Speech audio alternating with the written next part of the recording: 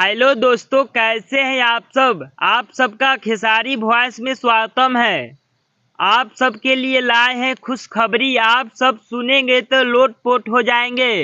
आप सबका बेसब्री से इंतजार था कि ट्रेंडिंग स्टार खेसारी लाल यादव का नए चैनल से गाना कब आएगा। तो आप सबके बीच बहुत जल्द बेस्ट भोजपुरी के यूट्यूब चैनल से ट्रेंडिंग स्टार खेसारी लाल यादव की आवाज में आप सबके बीच आ रहा है, जिस सॉन्ग का नाम है कमर तुहार करे लप लप। ये वायरल सॉन्ग है।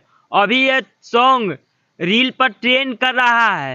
ये ऑडियो सॉन्ग है, ग्राउंड लेवल पे खूब ज्यादा बजाया जा रहा है। Singer trending star Khesari Lal Yadav, actress सपना चौहान, कमर तुहार करे लप लप ये सॉन्ग वीडियो सॉन्ग में आ रहा है बेस्ट भोजपुरी के यूट्यूब चैनल से बहुत जल्द।